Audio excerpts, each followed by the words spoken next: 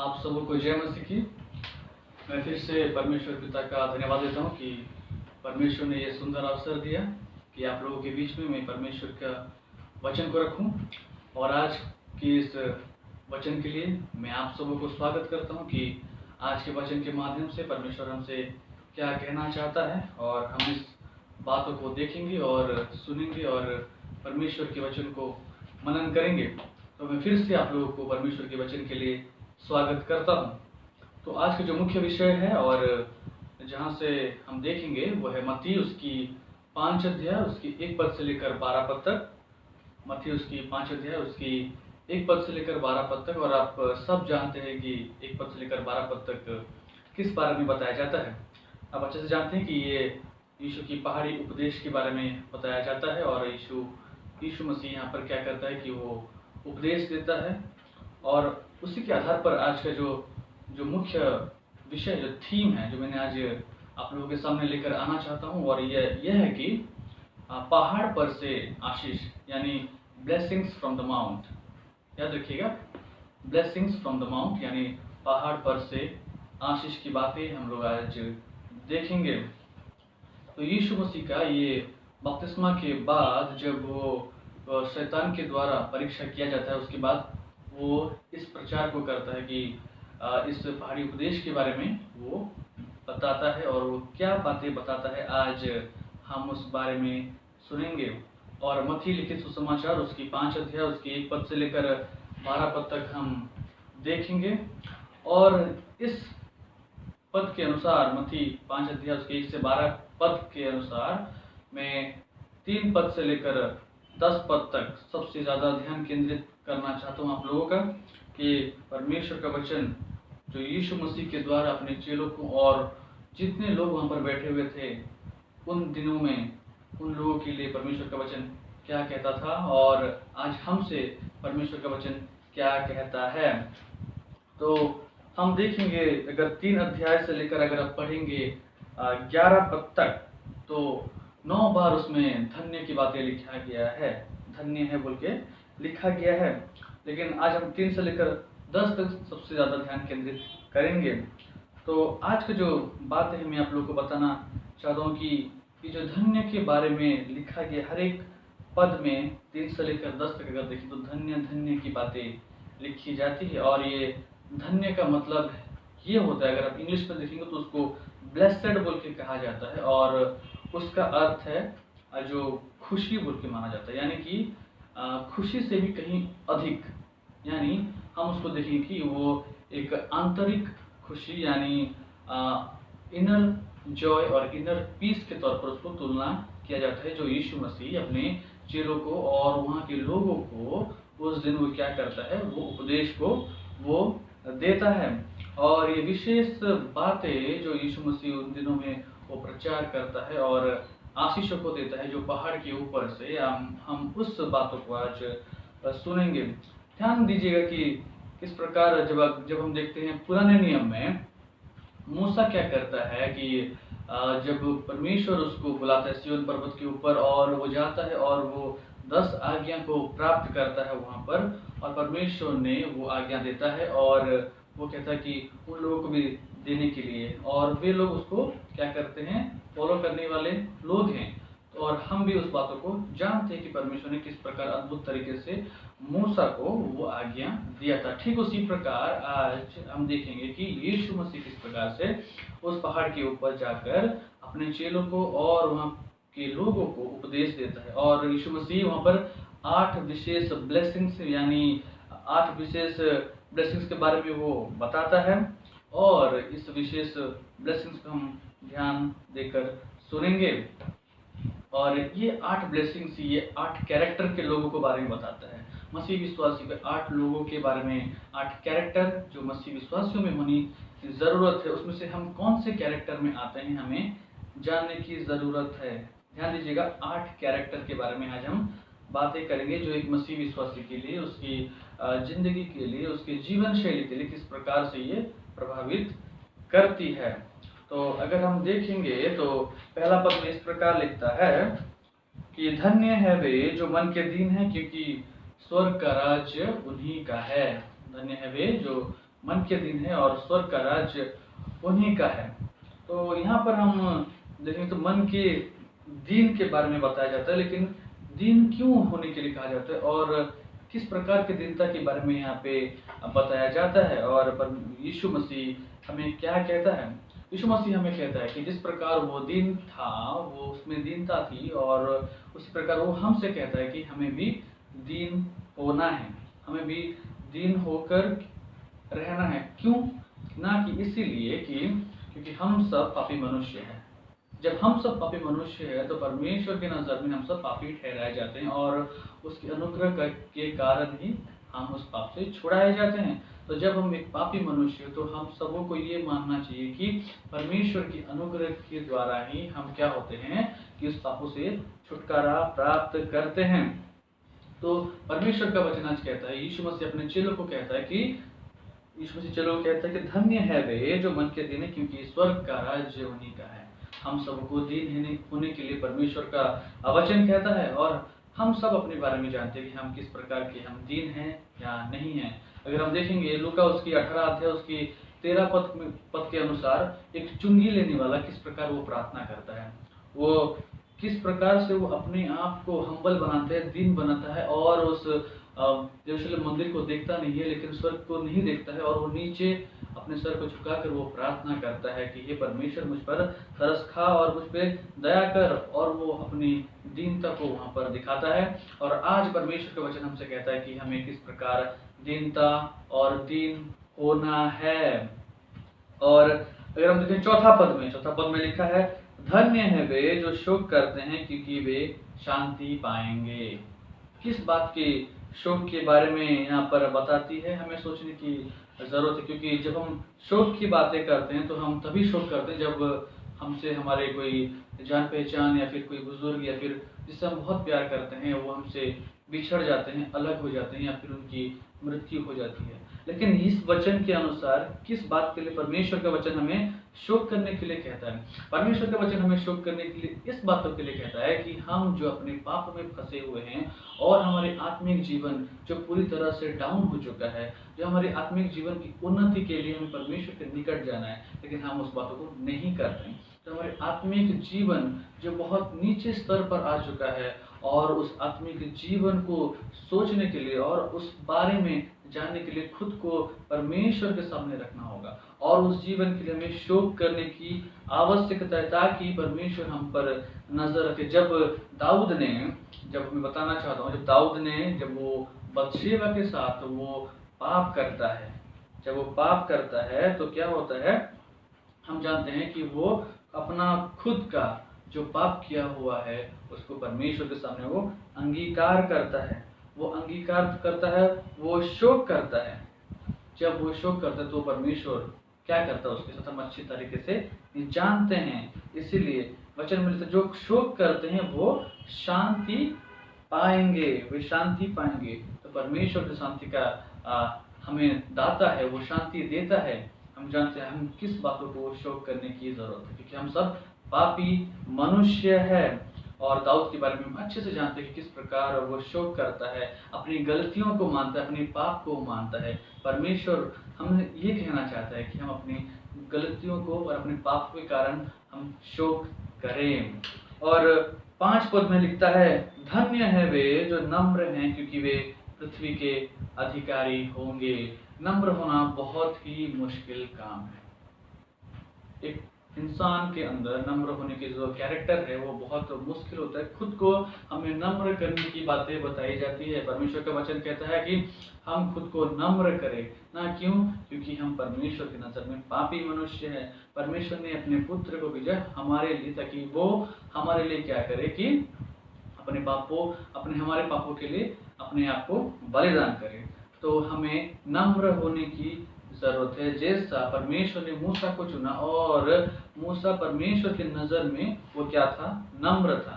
परमेश्वर कहता है कि वो नम्र है, वो विश्वास योग्य है। अगर हम देखेंगे गिनती उसकी 12 अध्याय उसकी 1 से लेकर 3 पद अगर हम पढ़ेंगे तो हमें साफ साफ यहाँ पता चलता है कि परमेश्वर किस प्रकार मूसा को कहता है कि वो मेरा नम्र व्यक्ति है और वो विश्वास योग्य, वो दास है। क्या हम नम्र और विश्वास योग्य हैं परमेश्वर के निकट? यीशु मसीह क्या हमें क्या शिक्षा देना चाहता है इस पद के माध्यम से कि हम किस प्रकार हम नम्र बने। और पद 6 में क्या कहता है, 6 वर्ष में अगर देखेंगे तो उसमें लिखता है, धन्य है वे जो धर्म के भूखे और प्यासे हैं क्योंकि वे तृप्त किए जाएंगे। धर्म के भूखे और प्यासे होने की बातें कहा जाता है। ये धर्म क्या है, यानी ये धार्मिकता की बातें को कही जाती है कि धार्मिकता को जब हम खोजते हैं, ढूंढते हैं, तो अगर हम उसको प्यासे हैं उसके लिए तो हम क्या होगी, वो हमें मिलेगी, यानी हम तृप्त किए जाएंगे। दाऊद अपने भजन में उसकी 42 अध्याय उसकी 1 पद से लेकर 2 पद अगर पढ़ते हैं तो दाऊद कहता है कि जैसे हिरनी पानी, नदी के पानी के लिए वो हाँफता है, मैं परमेश्वर तेरे लिए उतना हाँफता हूँ। कितनी अद्भुत बातें वो अपने परमेश्वर के लिए कहता। तो हम जरा सोचें कि क्या हम उस धार्मिकता के कार्य, धार्मिकता के लिए अपने आप को परमेश्वर के निकट रखते हैं, और क्या हम उसके भूखे और उसके प्यासे हैं। अगर हम भूखे और प्यासे होंगे तो परमेश्वर हमें क्या करेगा, वो तृप्त करेगा, जो यीशु मसीह ने अपने चेलों को और उन लोगों को कहा कि अगर तुम धर्म के भूखे और प्यासे होंगे तो तुम तृप्त किए जाओगे। और ये बहुत ही महत्वपूर्ण बातें हैं। दूसरी पद में जाते हैं, वर्ष 7 पद में देखेंगे, उसमें लिखता है, धन्य है वे जो दयावंत है क्योंकि उन पर दया की जाएगी। दया करना हम एक दूसरे की कर्तव्य है, क्योंकि हम मनुष्य हैं और एक दूसरे की दया हमें करने की जरूरत है। हमें दूसरे के प्रति अपनी दया को दिखाना है, क्योंकि परमेश्वर हम पापी मनुष्य के ऊपर क्या करता है, वो दया करता है।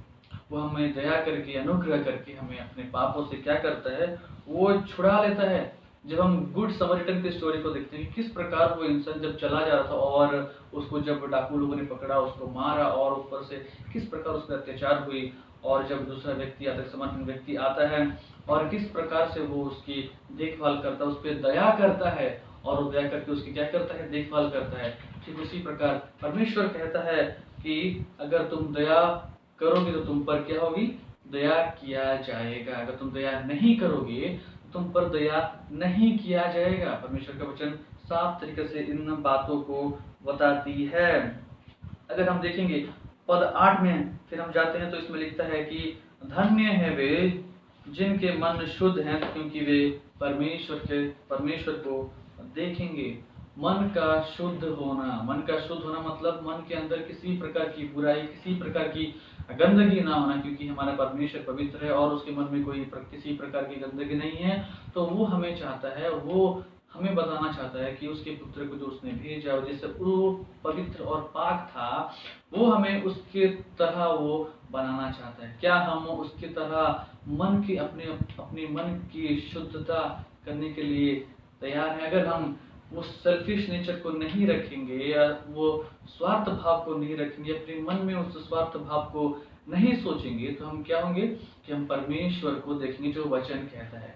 यीशु मसीह कहता है कि अगर तुम मन से शुद्ध होते हो तो तुम परमेश्वर को देखोगे।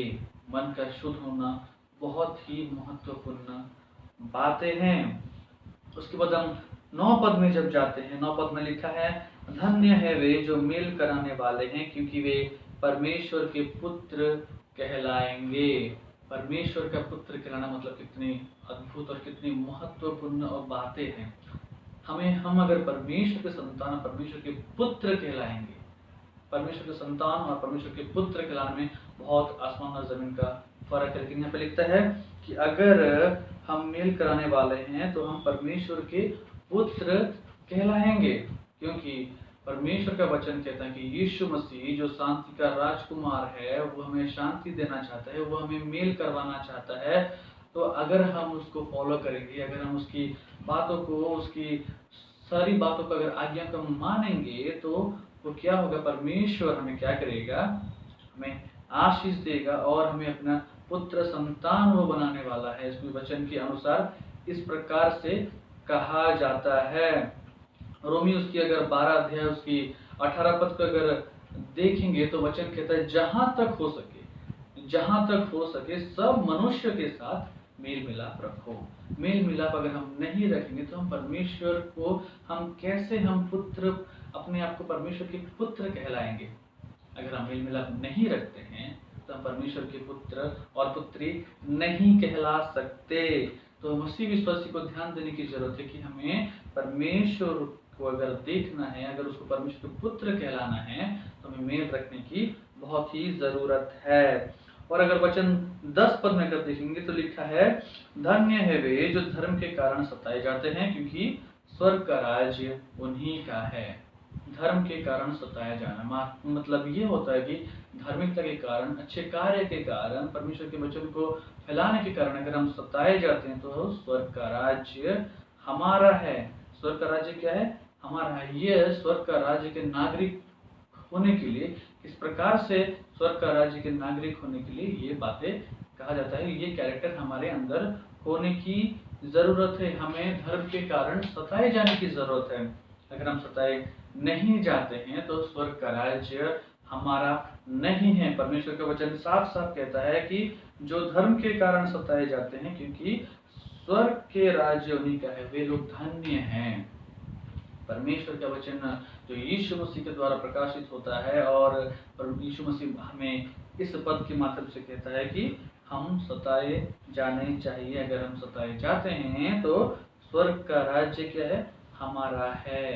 प्रेरित उसकी 14 अध्याय उसकी 22 पद पर हम पढ़ेंगे तो उसमें लिखा है कि हमें बड़े क्लेश उठाकर परमेश्वर के राज्य में प्रवेश करना होगा। बिना क्लेश उठाए हम परमेश्वर के राज्य में प्रवेश नहीं कर सकते। तो हमें क्लेश उठाना पड़ेगा, हमें निंदा ताड़ना सहनी पड़ेगी, जो हमें 10 और 12 पद में लिखता है। मैं आप लोगों के लिए पढ़ देना चाहता हूँ। उसमें क्या लिखता है? 11 पद से लेकर 12 पद तक इसमें इस प्रकार लिखता है, धन्य हो तुम जब मनुष्य मेरे कारण तुम्हारी निंदा करे और सताए और झूठ बोल बोल कर तुम्हारे विरोध में सब प्रकार की बुरी बातें कहें, तब आनंदित और मगन होना, क्योंकि तुम्हारे लिए स्वर्ग में बड़ा फल है। मैंने आप लोगों को अभी तक 8 ब्लेसिंग्स के बारे में बताया है, लेकिन यहाँ पे 9 बातें को लिखा गया है। धन्य 11 पद में लिखता है धन्य, और ये 9वां धन्य है, लेकिन इसमें किसी प्रकार का जो रिजल्ट के बारे में नहीं बताता। हाँ, ये बताया जाता है कि स्वर्ग में बहुत बड़ा प्रतिफल है, लेकिन यहाँ पे वचन में कहते हैं क्या प्रतिफल है वो नहीं बताया जाता है। बड़ा फल है मतलब कुछ महत्वपूर्ण बातें इसमें लिखती है। और ये वचन जो है 11 से लेकर 12 तक यीशु मसीह सिर्फ अपने चेलों को दर्शाता है, पहले चेलों को कहता है। ये हमें भी कहा जाता है, क्योंकि आज के युग में हर एक जगह में हम देखते हैं कि मसीह विश्वासी किस प्रकार से सताए जाते हैं, किस प्रकार से वे लोग को ताड़ना होती है, निंदा होती है।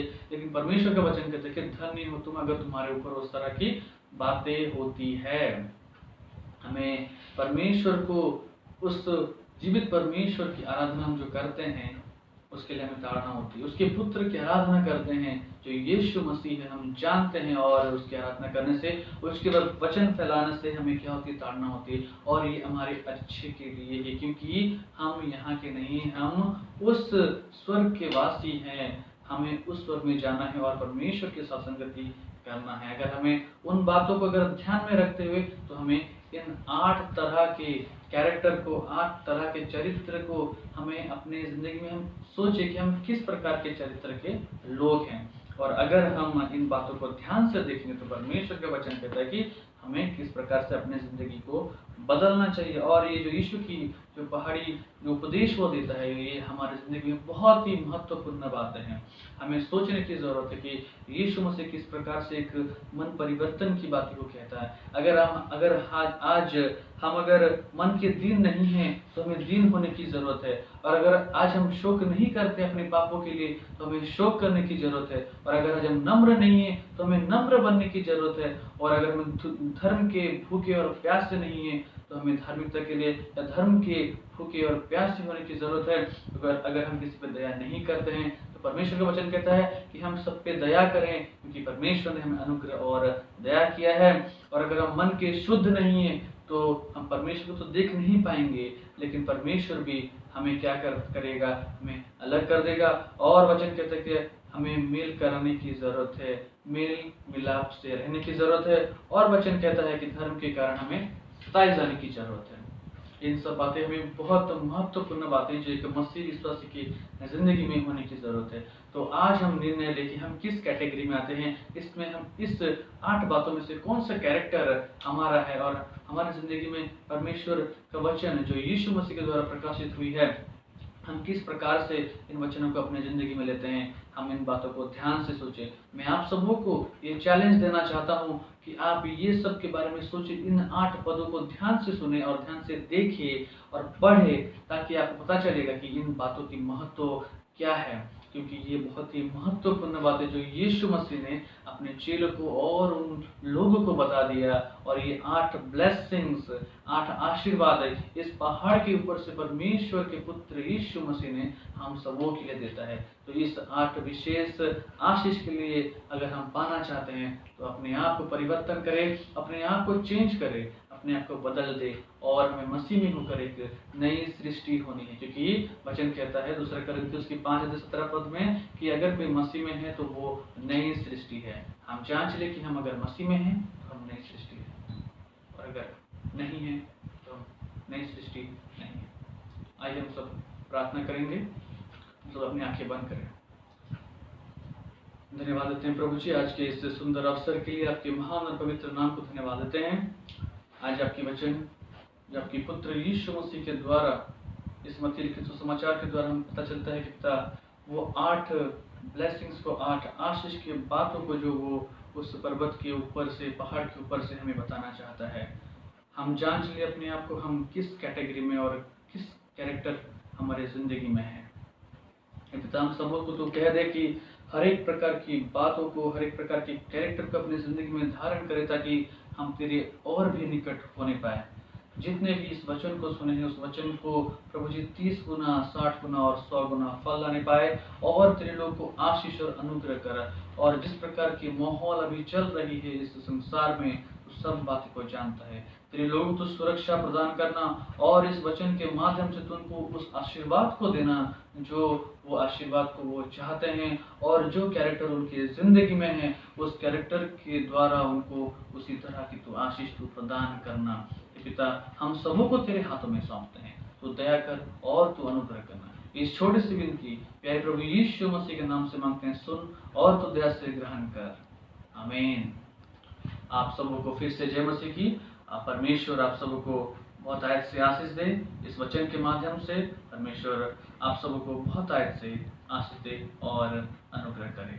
धन्यवाद।